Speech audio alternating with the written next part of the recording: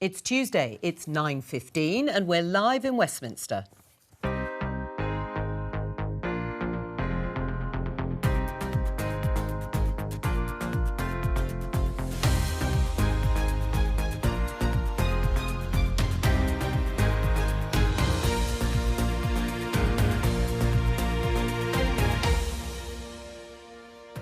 Because of Wimbledon coverage, we're with you a few hours earlier than normal, and we've persuaded our guests to make the early start too.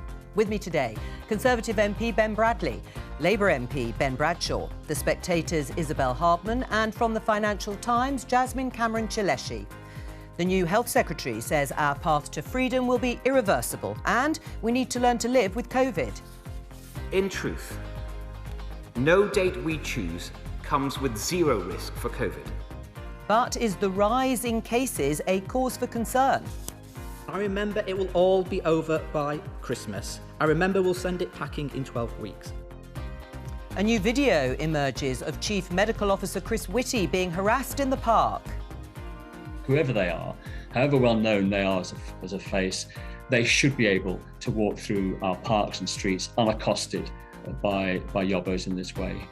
And apparently there's a football match on today. This is it! Come on in! Come on, England! But is flag waving just for football?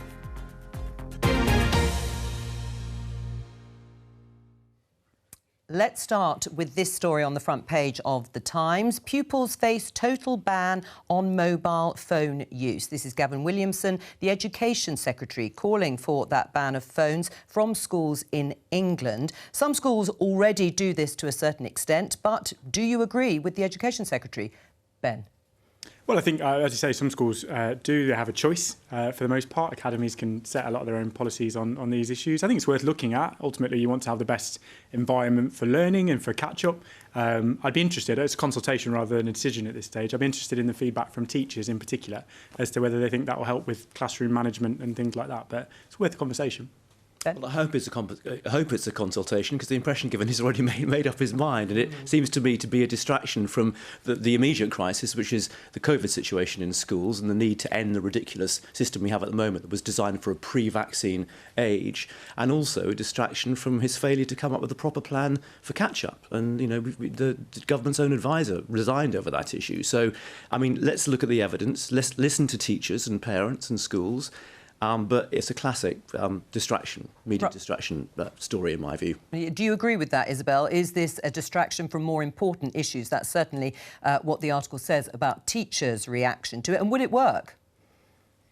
Yeah, I mean, it's not really consistent with the Conservatives' stance on education generally, which is that they should trust schools to make decisions rather than issuing endless diktats from Whitehall. The thing about diktats from Whitehall is that they do tend to be quite attention-grabbing and good, perhaps, as some of the teaching unions have said, distracting from more pressing issues, not just on the immediate COVID crisis in terms of testing and children being off, you know, repeatedly for 10 days after someone in their bubble has tested positive, and all having to go home and go back to the sort of patchy online learning that so many of them are growing frustrated with, but also the catch-up problem that the government hasn't, according to their own catch-up czar who resigned, properly dealt with. So I think as little sympathy as I often have for the teaching unions, who don't represent their members particularly well at times with some of the ways in which they campaign, I think they're probably right that this is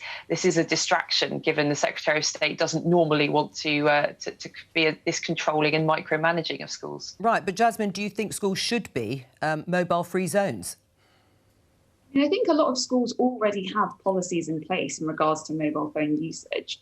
I don't think there's a free-for-all going on in schools across the country. I think there are already pretty good limits in place to make sure students are in a good learning environment and aren't distracted. I think it will be interesting to see what teachers say and how this can actually be imposed on a practical basis. And I really understand the logic behind the proposals, but I agree, I do think it's a distraction. I think there are other priorities at the moment, especially after a year of disruption caused by the pandemic. But just briefly to the politicians, if there was a choice, yes or no, would you make schools mobile-free, Ben? I wouldn't ban it from the centre. I'd leave it up to head teachers to make that decision.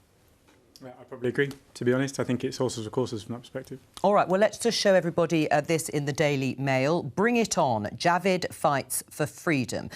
This is, of course, the new Health Secretary, Sajid Javid. He made his debut appearance yesterday in the Commons, talking about restrictions ending on the 19th of July. Let's just have a listen to a bit more of him.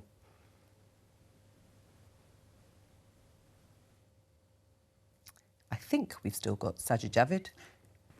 Whilst we decided not to bring forward step 4, we see no reason to go beyond the 19th of July.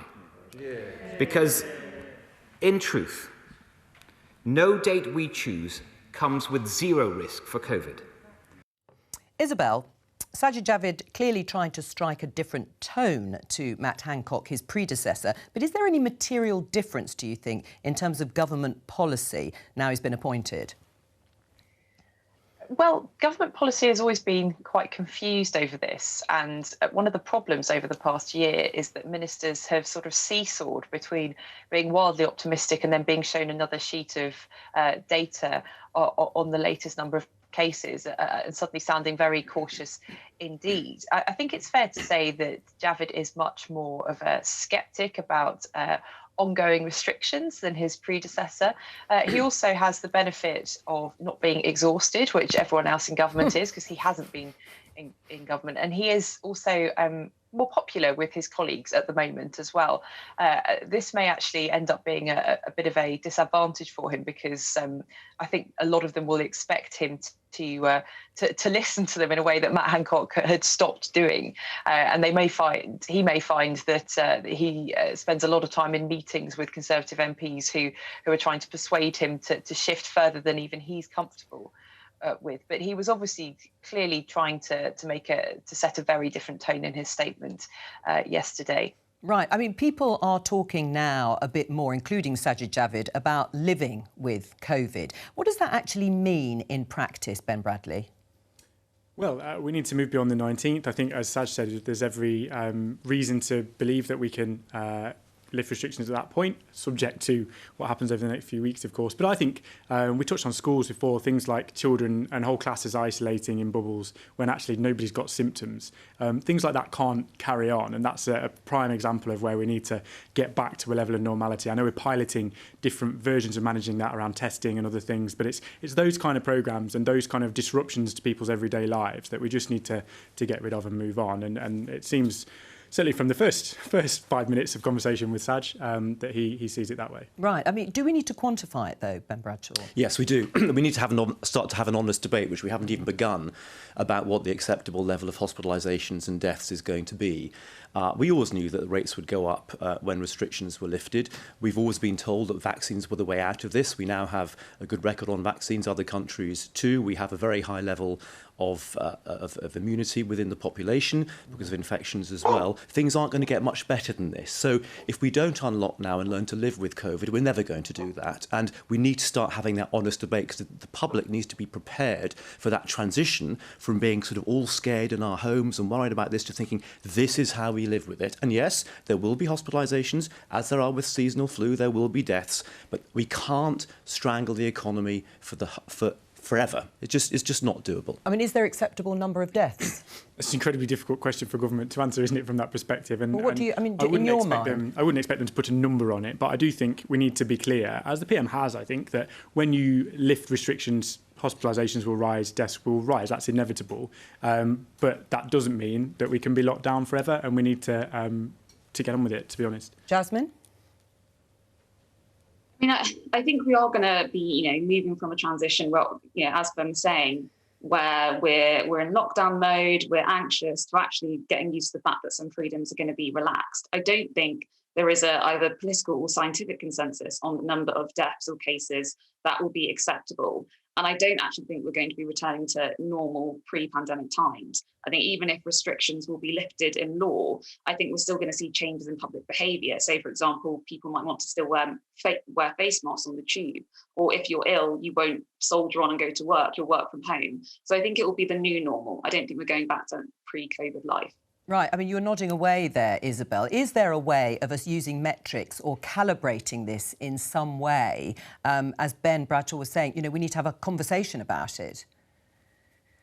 Yes, I suppose so. But I think it's also worth noting that in the autumn, government scientists are expecting there to be another surge of COVID, but also a surge in flu cases and a possible threat of pneumonia cases as well, partly because the population's immune systems haven't had the normal load that they do outside of a pandemic. And so we're talking about potentially not publishing the numbers now, but you could see the pressure going back on in the autumn and winter when the NHS starts to be under greater pressure again. And I think that'll be a real conflict point for Conservative MPs who are going to say, well, you know, is our entire policy going to revolve around protecting the NHS?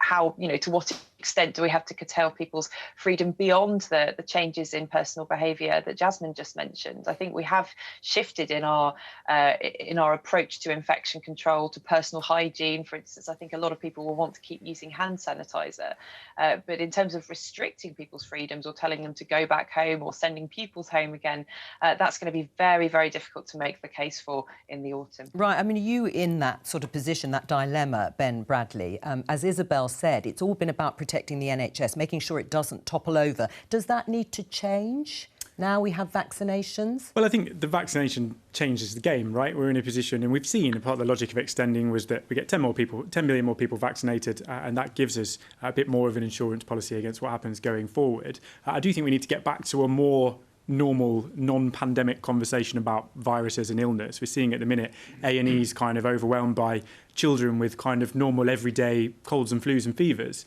because all of a sudden it's spiked post-COVID, and that can't be allowed to kind of put pressure on our NHS in the same way. So we do need to get back to a slightly different version of that conversation, I think. Or is the government getting ahead of itself? Not everyone was happy with Sajid Javid's statement yesterday. Here's the Shadow Health Secretary, Jonathan Ashworth.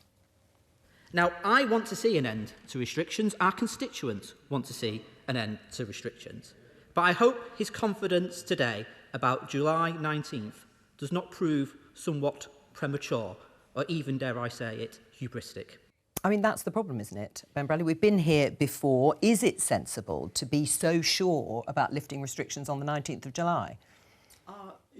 As long as the data on hospitalisations and deaths doesn't get significantly worse in the next week or two, I think so, yes. As we've been discussing, and I think, you know, there's been quite a lot of consensus, I'm afraid, between us and with your commentators about this. We have to learn to live with COVID. And as long as we have broken the link between COVID and hospitalisations and deaths, which, thanks to the vaccines, we seem to have done, then we cannot continue locking down the economy and restricting people's freedoms in this unprecedented way. And we have to start preparing the public for that new normal. Right, but it is about the data. I mean, are you absolutely sure the government will lift those legal restrictions? Like Isabel mentioned, the fact that there are other reviews about things like mask wearing and social distancing, perhaps in public spaces. But on those legal restrictions, are you absolutely 100% sure it'll happen? We've talked about all those different pilots and projects to test things, but, I mean, nobody can be 100% sure, can they? Because we don't know what's And what would the reaction be be from Tory MPs like you if it isn't? I would be incredibly frustrated, but I think as things stand, it seems like we're in a decent place, and let's just hope that continues. Right, let's just show you this. We mentioned it in the headlines, a video of England's Chief Medical Officer, Chris Whitty, being accosted yesterday.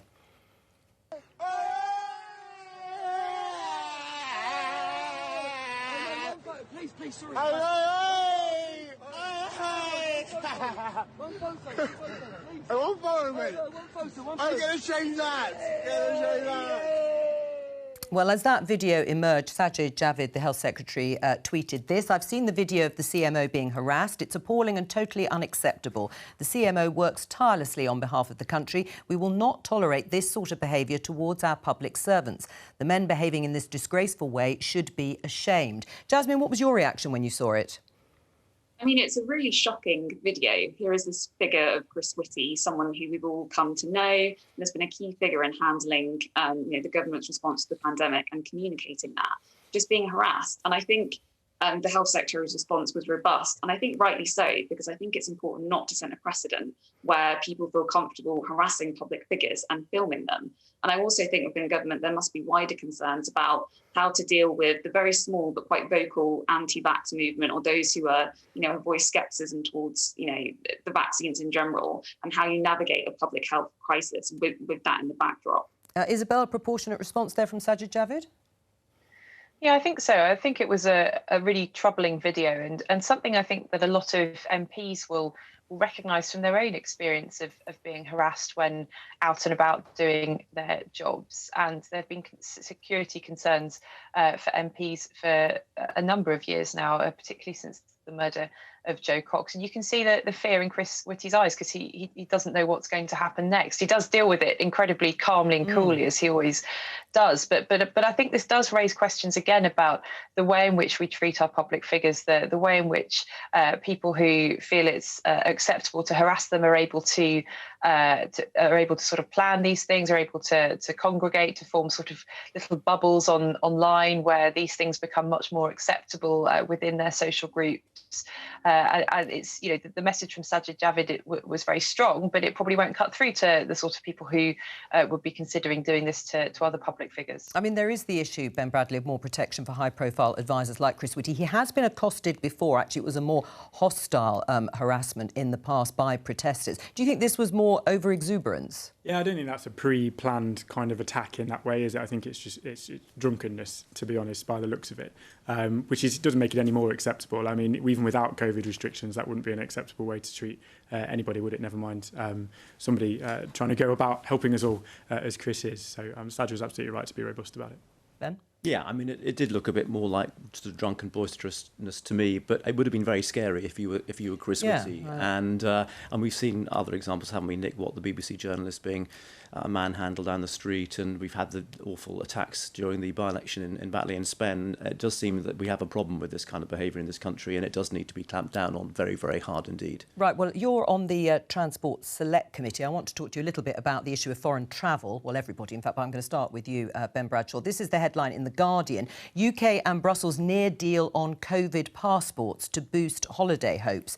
Now, the Labour Party has been very critical of the government, particularly about borders, saying they should have shut them earlier to prevent, they claim, the Delta variant coming to our shores. The traffic light system has been brought into place to try and monitor travel in and out of the country. Are you a fan? No. I mean, I think we need a system, and we clearly need a very strict red list system, and you're right. And one of the reasons we have the Delta variant now is because Boris Johnson didn't put India on the red list when he should have done. We need a bigger green list system, in my view. It's ridiculous that a country like Germany, with less than 1/20th of the COVID rates than us, Italy with less than 1/10, is on the orange list. You still have to quarantine if you're coming in from there, where you're far less of a risk than the average person walking around this country. And our travel industry and tens of thousands of jobs are at risk this summer if we don't get people travelling again safely. And it's perfectly safe to go to most of these countries. I want to see a bigger green list. The amber list is really problematic because of the expense involved and the quarantine involved. But you need to have some warning system so that both individuals and the industry can plan ahead. What's been so frustrating for them is the constant chopping and changing of the system, with people getting stranded or having to rush back very quickly and at great expense because one's moving from one colour to another. So scrap the amber list then, Ben? Well, I think as we go forward, we were talking about vaccines before and what that means in terms of getting back to normal. It strikes me that the conversation is about, what are the implications of having two vaccines? Do you still need to isolate if you've had both vaccines? That seems to be the direction of travel both here and in Europe. So I would imagine as we get beyond July into the summer, that might well be the case, and your amber list is defunct then, really, anyway. Right. Do you think the government's had a successful travel policy? It's not easy, is it? I don't think everything's been perfect. Nothing's easy, I suppose, in that sense. In hindsight, you can probably pick out things as we all can, but I'm not convinced anyone would have done it any different or any better. We are less free than other Europeans at the moment, less free than Americans. even though we have the highest vaccination rates, and we're less free than we were last summer. I mean, the vaccines, again, we go back to the same old subject, were supposed to be the things that allowed us to live COVID with rates this were lower virus. last summer. Other Europeans can now travel with a vaccine, with a negative test, or with proof of infection. But many of them don't want UK travellers, as we're discovering, because Angela Merkel would like to have some sort of UK agreement. Some don't, but the Med countries are ignoring that, aren't they? Because they're desperate to have British tourists back this summer. So, I mean, it is possible. The problem is not outward bound. In the main, the problem is the system coming back from countries that are perfectly safe, like Germany, like Italy, like lots of the Greek islands, where you're still having to quarantine in this country. Right, but Portugal and Spain and Malta, I understand, are bringing in new restrictions. You will have to be double vaccinated or at least show a negative PCR test if you're travelling from the UK to get in without quarantine. That's still less restrictive than the rules for people coming back. As the problem, as I say, Jo, is not outward bound at the moment, although that could deteriorate, we don't know. The problem is all of the restrictions, the quarantine and the cost of testing for people coming back from amber list countries. We all want to open up, right? We all want to go on holiday. I want to go on holiday, and we need to. But as we've discussed already, you know, the biggest risk in terms of those dates in July or restrictions in the future is new variants, and the biggest risk to that is people moving around the world, different countries. We need to be careful because that's the biggest thing, the biggest potential risk. That means that our lifting restrictions is not in the end irreversible. So it's right that we're cautious around it. But there's every political and economic incentive to get people away on summer holidays. We can't stay locked down because of fear of a yet unknown new variant. I mean, that's a recipe for never unlocking at all, because there might be a new variant out there. There are no new variants in the countries we're talking about. Right, what about Angela Merkel wanting an EU-wide agreement or ban on UK tourists travelling to the European Union? Do you agree with her? Well, to me, the biggest restriction on going abroad in Europe is I wouldn't want to quarantine for 10 days when I get there, which is the case at the minute. Or come back. So we can have that conversation. We obviously talk with those partners and they talk with us. I think, as we've talked about, that double vaccine conversation about lifting quarantine requirements is probably the answer. And I would expect that to kind of be discussed around the 19th of July. All right, let me just show everybody this headline in the Times. Nissan plans Sunderland Gigafactory. Later this week, the company is set to announce a major expansion of battery production in Sunderland. They may also announce the launch of a new electric car model. Jasmine, can you talk us through this announcement that's expected? Yeah, so essentially, this is Nissan that's basically committed, or is expected to commit to creating a gigafactory in Sunderland with the idea that it can make batteries for electric cars. And I think the plant could make batteries for as many as 200,000 cars a year.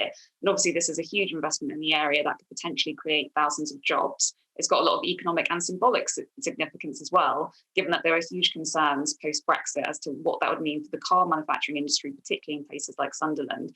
But yeah, so it's, the company is signalling that it will continue to invest in the area, and there's government support because obviously the government ahead of COP26 is hoping to push its green agenda, and electric vehicles tie into that. Wonderful news that you welcome. Great news. Yeah, of course it's good news for Nissan and for Sunderland and for the whole region. And, you know, it's welcome the fact that one of the things that was in Boris Johnson's otherwise pretty awful Brexit deal was a solution for manufacturing. But there wasn't a solution for lots of other sectors. And, you know, there have been lots of other reports and examples of jobs being lost, companies closing down, companies moving, and small businesses not being able to export and import anymore. Right. I mean, the idea of Project Fear, though, one might have expected that these announcements wouldn't actually happen. Nissan had warned that if the UK left the EU without a trade deal, the Sunderland plant would become unsustainable as a result of the tariffs this would entail. But they say the deal the government reached is positive for them. Has Brexit been better than you thought? No, and I don't think all of its implications and impacts have been felt yet, because we've been living in the last 16 months in a world dominated by COVID, and I think lots of those impacts have been concealed by that. I mean, not just the Northern Ireland Protocol and the mess that's caused, but the impact on thousands and thousands of small businesses, constituents who come to me who say we've just given up trying to import or export stuff between us and the European Union because of the costs, the hassle, the VAT, and everything else. And I think we're seeing already a shift, aren't we? A big reduction in trade between us and the European Union, and a huge fall in our exports to the European Union. Do you agree with that?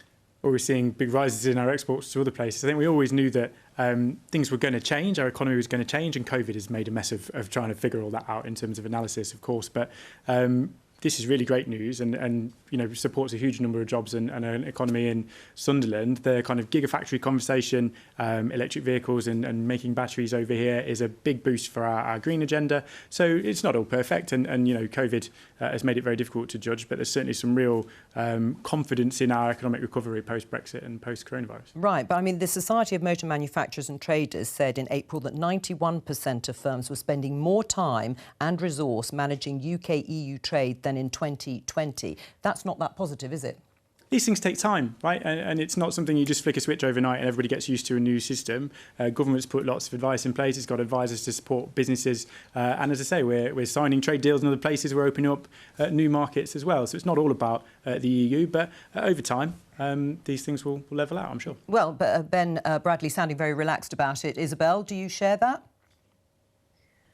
I think, as Ben says, it's difficult to measure it because of COVID to a certain extent. I think there has been a lot of reporting that when there's good news, it's sort of despite Brexit, and when it's bad news, it's because of Brexit. So I think this will be a boost for ministers who are hoping to show that because Brexit, good things are happening in the economy as well. But just on a slightly different note about this gigafactory, I actually drive a Nissan Leaf, one of their electric vehicles, and it's all very well the government welcoming this gigafactory announcement, but what they really, really need to do to make normal people, rather than slightly foolish people like me, make the switch to electric, is to sort the charging network out. Because as much as I love driving my Nissan Leaf, I've spent far too much time in it with the battery flat after visiting multiple out-of-order charging points. So the charging network is utterly appalling in this country, and so there needs to be a great deal more effort from ministers to sort that out before anyone with a normal sense of perspective on life wants to move over to electric. Right, well, Ben, do you accept that? At the minute, it's the choice, I think, for people who tend to drive very locally around their home and charge at home, isn't it, more so than long-distance journeys? But it's a big part of government's priority, lots of money going into it, and lots of people using their town deals and some of those levelling up funds to put that kind of infrastructure in locally as well. Jasmine, is it too early to be able to tell the impact of Brexit and separate it from COVID when it comes to stories and announcements like this? Yeah, I think slightly, because I think had it not been for the pandemic and, the third national lockdown and the surge of cases in the UK, at the beginning of this year, the biggest story would have been the Brexit deal and its ramifications for individuals, on regions, on livelihoods. But really, at the beginning of this year, businesses weren't functioning as normal. None of us were. We were all in lockdown.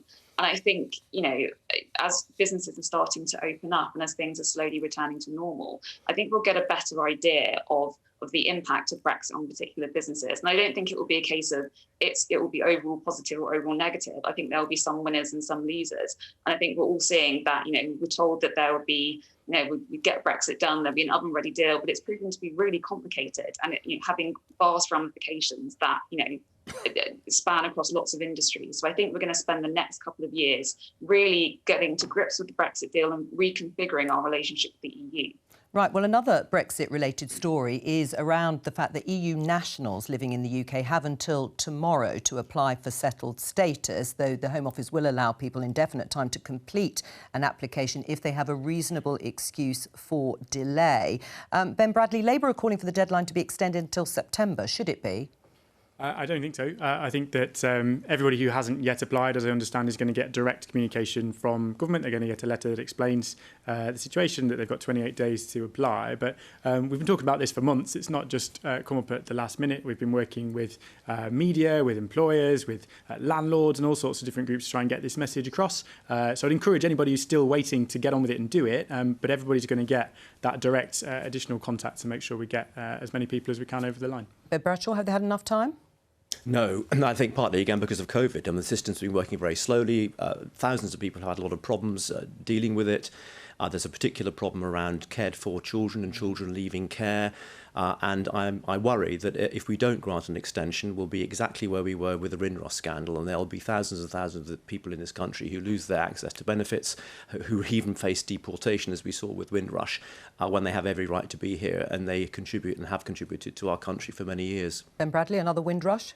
I don't think it's in any way comparable to Windrush. I think that's a bit of an odd thing to say, to be honest. But the situation as it stands is, as I say, we've had months of working towards this. We're trying to get everybody over the line. Anybody who's got their application in, even if it's not processed before the deadline, will be included and will have all those rights to stay and to work in this country. And you know what, as you've said, if there are reasonable excuses as to why you've not done it, there will be flexibility. I think that's about as good a system as we could possibly have. I mean, is there really a comparison to Windrush, Ben Bradshaw, when it comes to this particular scheme for settled status? Yes, there could be. I mean, I've had constituents contact me who've had young people coming from the European Union who've been put into a camp and deported. And so we are deporting people who are European Union citizens who haven't gone through the right paperwork. So there's absolutely no.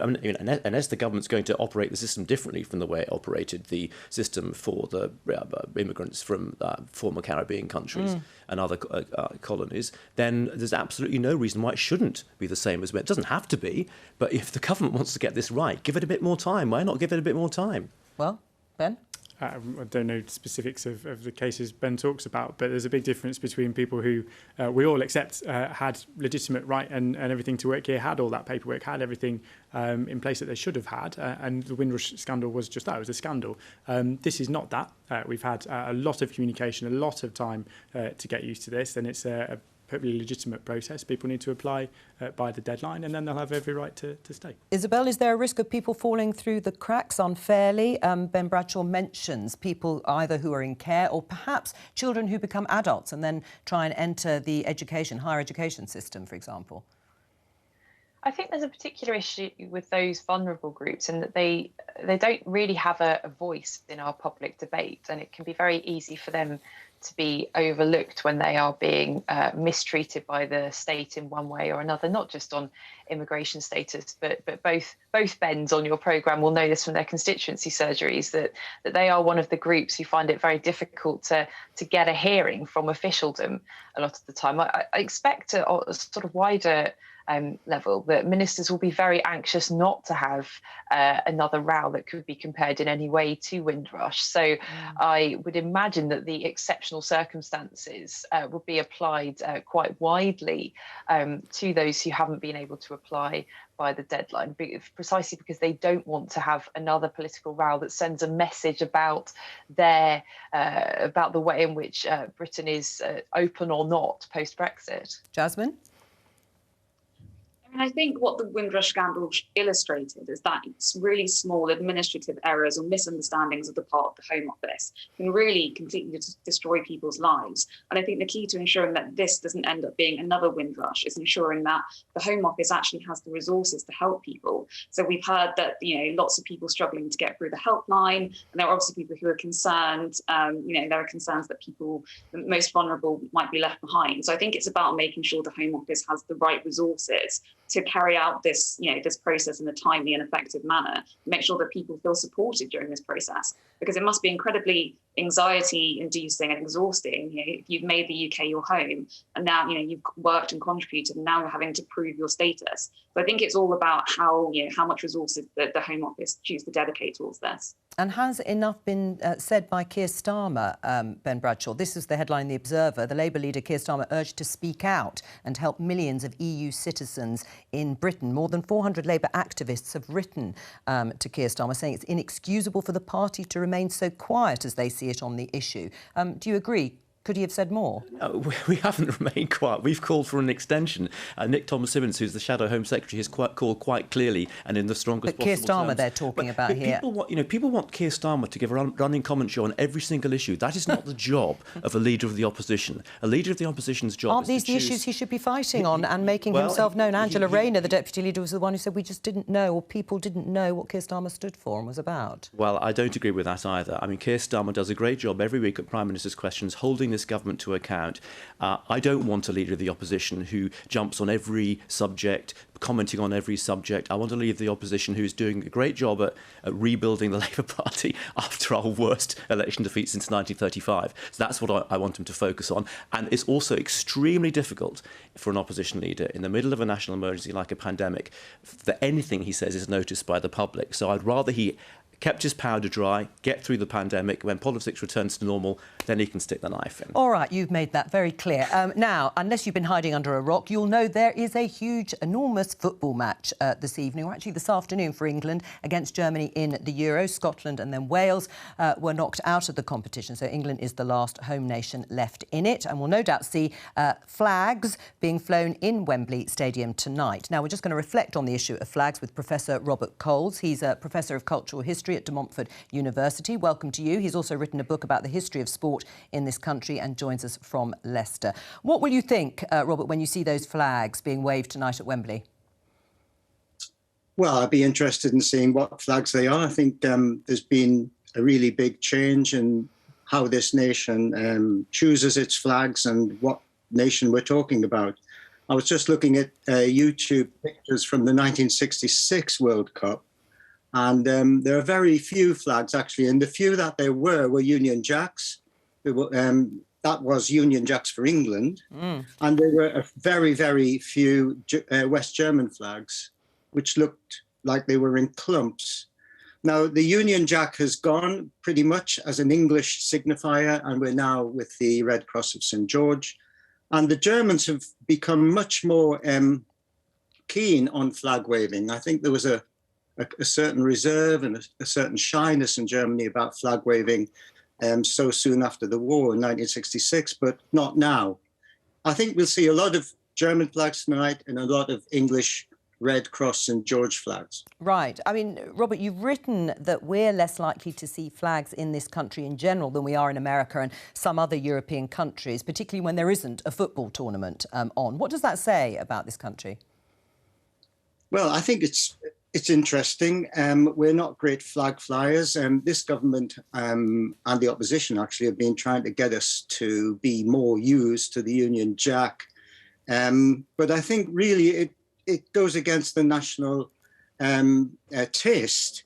I think there's a maturity in it, a kind of non-political, political maturity. Flying a flag from your garden is a bit like having an argument with your neighbour, as long as you keep it there. So I think flags are all right here, but as long as they're up and down and over with. They're also very tacky. It doesn't take long for a flag to look really awful, like an old tea towel, if it's out in the wind and the rain. Right. Well, let me get some reaction from our panellist, Ben Bradley. It's not really our national taste. I'm not so sure about that. It has kind of takes me back to Emily Thornberry and sneering at England flags outside council houses in an election not so long ago. I think for me, that pride and patriotism is important. I've got my England face mask ready for later on, and brought my England shirt into the office today. I think we are a kind of proud, patriotic nation. I'm a council leader. I've just changed our policy to fly the Union flag outside our offices every day. I think that's important, and that cultural element, that pride in Britishness, Englishness, that we should pass on and teach to our kids. Professor Coles, your reaction to that? I think the point is we don't need telling who we are or where we live. And the point about a Union Jack is that it's a bit like talking about British values. We don't need telling what our values are. We either have them or we don't have them. And if we don't have them, we don't need telling what they are. If we do have them, nor do we need telling what they are. I'm not saying I'm against flags. I'm not saying the British or the English are against flags. I'm just saying we're against them on government, on kind of a government image. And not because they look zealous or anything, they just look really dull. So I'm all for the flags tonight. I'll be rooting for England, but I'll be glad when they're pulled back again when we finally win the tournament. Ben Bradley? There's a bit of a cultural kind of divide here, isn't there? And it rings true of Brexit and all sorts of other issues. There's lots of groups and lots of people who like to tell other communities what their values should be, but don't like to hear the same in return. It's an interesting dynamic. Ben Bradshaw? Yeah, I don't have a problem with flags. I think the professor's right in that, if you have a mature and a confident sense of your own patriotism, then you don't need to wave a flag to illustrate that. And I think that's probably why the British and the English in particular have kind of been more understated in that. Interesting that the Germans are reconciling themselves to their national symbols. I suspect that's about coming, the younger generation not feeling so responsible for Germany's difficult past and coming to terms with those symbols. So, yeah, I mean, I don't have a problem with the flag, but I think, gratuitous flag waving by politicians, I think the public see through that. And what do you think of that? Because we see lots of politicians now, particularly on Zoom, and when they have been doing interviews with flags behind them. Yeah, I mean, it seems to me, I don't have a problem with it if that's what they want to do. And I think I've been known to have a flag St George in the background when I've done a TV interview, or heaven forbid, a European Union flag during the referendum, and a Devon flag. But I think the public can see through it when it's sort of over the top and gratuitous. It's like the Americanisation of our political system, which doesn't sit well with the English. Jasmine, what do you make of Professor Cole's bit saying people don't need to be told their values or told what to do? Yeah, I think that's a fair comment. And I think the resurgence of flag imagery outside the context of football has largely come from government. As you mentioned, we've seen ministers appearing on the broadcast round with flags behind them. We're seeing Union Jack face masks. I think even David Frost has been known to carry out negotiations with Union Jack socks. And I think it's part of the fact that now we've left the EU, I think, the country is trying to establish a post-Brexit identity. And so it's only inevitable that the government is trying to use symbolism as well as policy to carve out its own idea of Britishness. I don't think, I don't know if the public really warmed to that. And I don't think we're going to see more flags in people's private homes, for example. I think the government are trying to, obviously ramp up the usage of flags, but I don't think we don't have that culture in the UK. It's not like America where you can go down the street and see lots of flags outside people's homes. What do you make of all this and the discussion around it, Isabel? I'm feeling slightly insecure because I'm broadcasting from my shed and I don't have any flags in here at all. So and I feel like socks? I should do some. I don't have any Union Jack socks on, but I think it's interesting. I think this is quite an English perspective as well, because there's much more unease around the English flag and people flying it in England, as we saw with Emily Thornberry quite a few years ago now, than there is where I live in Scotland, where the saltire will fly from people's flagpoles. In fact, there's a flagpole that I can see from my house that somebody's got a saltire flying from. And I have to say there are fewer flags since Scotland's own performance in the football. But I think I agree with Ben here that there's something about politicians flag waving or adorning their bedrooms or indeed their sheds with flags for Zoom that can look a little bit weird, a bit like politicians who don't care about football sort of suddenly becoming very, very keen on talking about it when they, like me, don't really find it that interesting. Professor Coles, you're laughing away? Yeah, I think Isabel's spot on here. George Orwell said that the English intellectual classes would rather steal from the poor box than stand for the national anthem. And I think we've got a thing here with the English intellectual class. I'm glad all your panel are cool about flags, but in general, the English intellectual class are not happy about flags. You'd never see them fly one from their car, let alone their garden. So I think the resurgence of the Red Cross of St George is actually a class signifier. I think it's about working class people saying it's our country too, and we've got the right to do these things. It's true, of course, that there are bad edges to this tradition, but down the middle, it's straightforward. Our patriotism is as good as your patriotism, and of course it is. So I'm in favour of it. I'm really surprised that your panel are cool about it. I don't think they're really cool about it in their everyday life.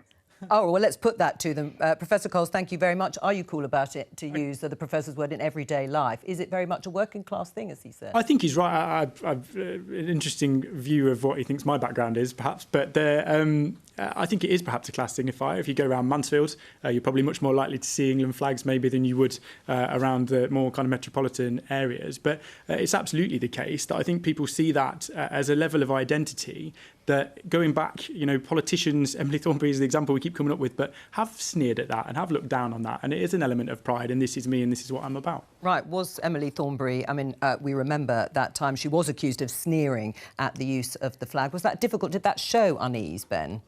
I mean, I don't know. I can't speak for her, but I don't have. I mean, I actually like the flag of St George, and if I were to fly a flag, and indeed I have in the past, I would fly that one rather than the Union flag. And I think Isabel's absolutely right. There's an English issue here where, I mean, I think there was a time when the flag of St George was expropriated by, political groups, and I'm really glad that the country as a whole, England as a whole, has reappropriated the flag for all of us. And so I think people should fly the flag with pride if that's what they want to do.